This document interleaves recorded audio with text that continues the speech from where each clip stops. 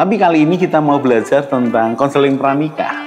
Konseling pranikah itu penting. Kali ini kita akan belajar arti pernikahan. Topiknya adalah tidak ada keluarga yang sempurna.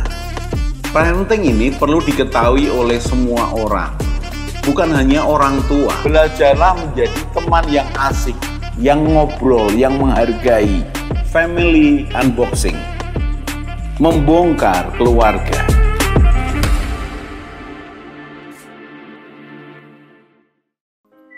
Salam keluarga Indonesia, kita belajar lagi. Dan kita masih belajar tentang pernikahan dengan tema hutang piutang suami istri. Di segmen sebelumnya kita sudah belajar bahwa hutang piutang suami istri bisakah terjadi? Dan kita sudah tahu bahwa itu bisa terjadi. Walaupun di awalnya tidak mau, tapi bisa terjadi. Dan di segmen ini kita akan belajar, bolehkah terjadi? Bolehkah terjadi hutang piutang suami istri? Kalau saya, boleh. Mengapa? Karena harus jelas. Kok harus jelas, Pak? Loh, kalau di luar akan kesepakatan pengaturan keuangan, kemudian salah satu mengatakan pinjam, ya dikembalikan dong. Tapi Pak, kalau pinjamnya cuma kecil, contoh lupa bawa dompet, pinjam uangmu dulu ya. Belanja ya sedikitlah 150.000 gitu.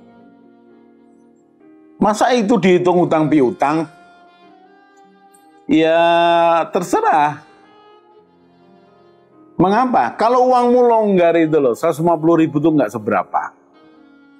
Kalau cintamu besar, pengorbananmu besar kepada pasanganmu, uang 150.000 itu nggak seberapa.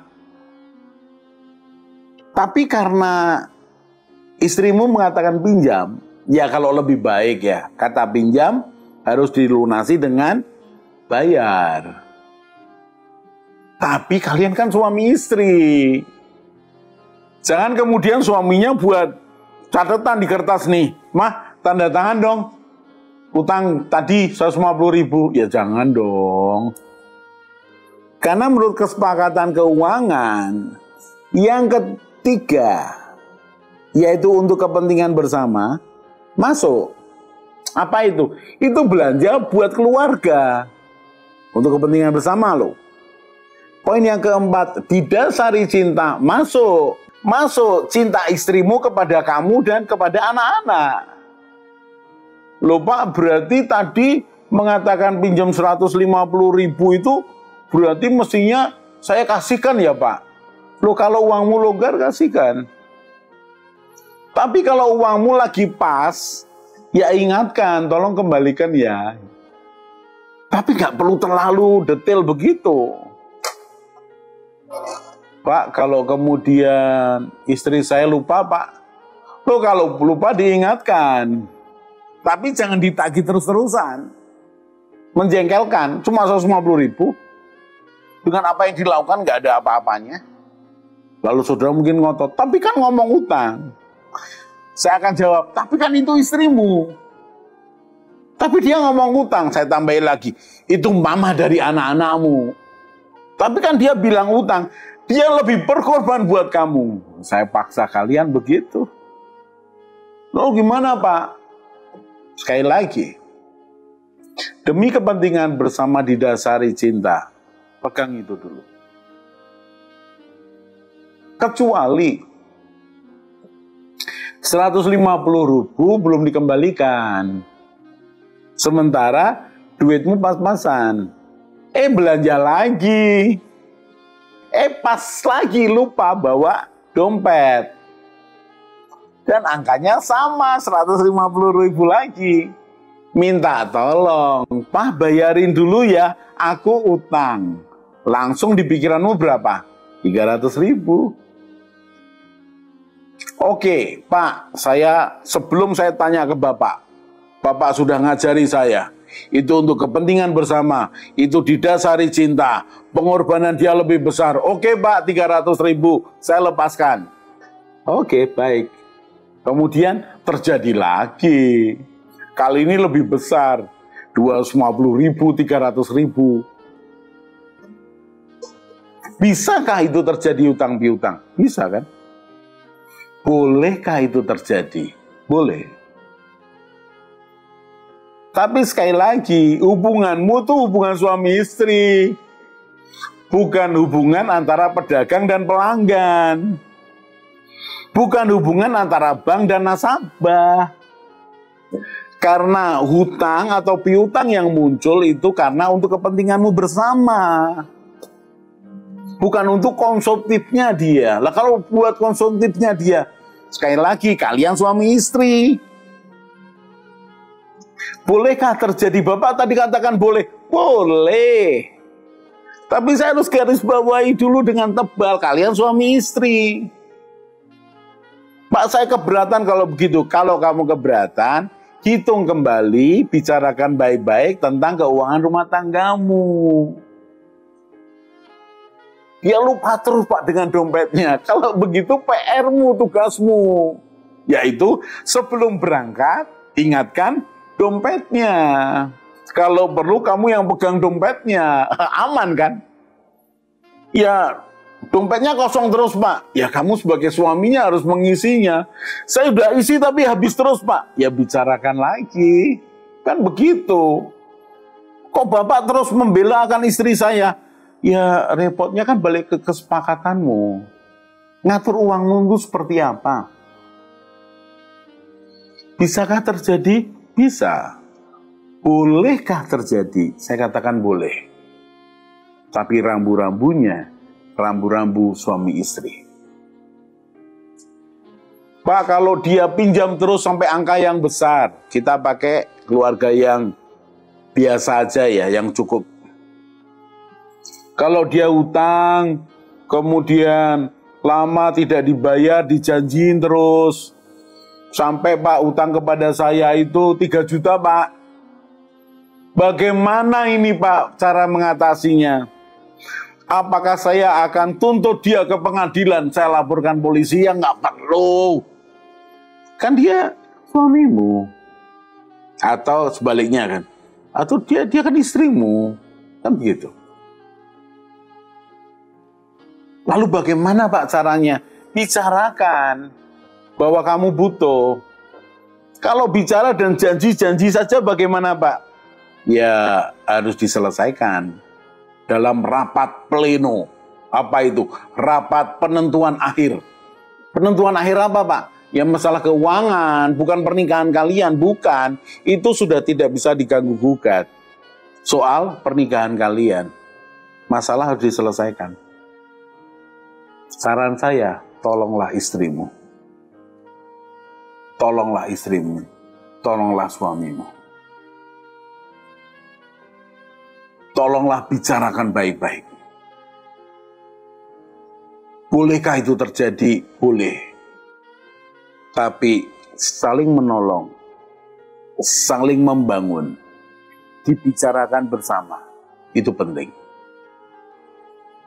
Pak, kalau kemudian Pak, saya sudah potong Pak, dari 3 juta jadi 1,5 juta. Ya sudah, bicarakan aja. Bisakah dia membayar dari seberapa uang yang dia pegang? Ternyata tidak bisa. Bolehkah saya menolak kalau dia mau pinjam? Ya pertama ya boleh kan, itu istrimu sendiri atau suamimu, itu kan pasangan hidupmu. Terserah. Kalau saya menolak dia marah, ya kan itu pasanganmu. Bagaimana kamu semakin belajar karakternya, semakin bagaimana mengimbangi akan pasanganmu. Pak, ternyata dia tidak bisa menepati janji. Ya oke, kamu berarti bisa menolak. Aku tidak ada uang untuk itu. Mengapa? Ya kamu membicarakan tentang keselamatan keluarga. Bagian yang ketiga untuk kepentingan bersama. Karena kalau kamu mengatakan iya, maka bocor bahtera rumah tanggamu, tenggelam suatu kali. Jadi harus katakan tidak. Lalu bagaimana kalau mengatakan tidak? Ya ditanggung bersama-sama dampaknya. Kan begitu. Bolehkah terjadi?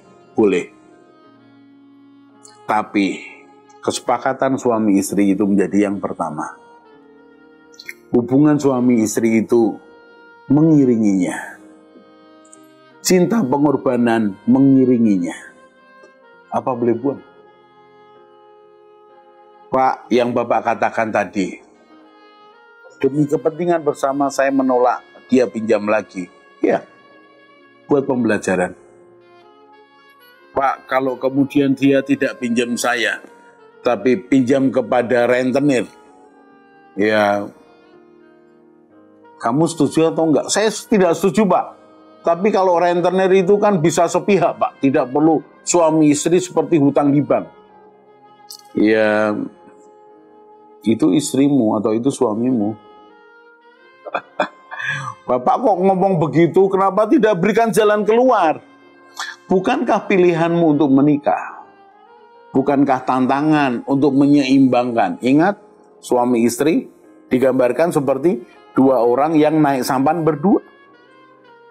Ketika disepakati, oke, kita mau belok. Termasuk bagaimana mengatasi tentang keuangan. Ketika satu pihak mengatakan, sudah, jangan utang lagi. Lalu pihak lain mengatakan, pasangan mengatakan, aku mau pinjam pihak lain. Rentenir atau siapapun, saudara atau apa. Dan kau tidak bisa menghambatnya. Ya, saya katakan, tanggunglah bersama. Tanggunglah bersama. Tapi kan itu kesalahan dia. Tapi kan kalian suami istri. Jadi tanggunglah bersama. Waduh Pak, kok sulit ya suami istri? Enggak sulit. Enggak sulit. Mengapa? Kalau sudah disepakati dari awal, kalau sudah membiasakan diri bicara tawar-menawar, kalau sudah dibicarakan bagaimana membangun budaya baru, kalau sudah dibicarakan tentang mengatasi, mengatur, mengelola keuangan. Kalau sudah bicarakan baik-baik tentang apa? Saling mendoakan secara iman. Kalau sudah disepakati bersama-sama mengandalkan Tuhan, tidak berat. Tidak ada jalan buntu, pasti ada jalan keluar. Tapi Pak, kalau tadi Bapak katakan boleh, ya oke lah boleh. Tapi Pak, bagaimana Pak mengatasinya Pak? Kalau kondisinya seperti ini. Kita lanjutkan di segmen berikutnya. Salam keluarga Indonesia. Mari bergabung dalam Keluarga Indonesia dengan cara subscribe channel ini. Di Keluarga Indonesia, kita akan belajar bersama tentang pranikah, pernikahan, keluarga, parenting, mertua menantu, dan juga family unboxing. Jadi jangan lupa share kepada teman dan keluarga dan juga subscribe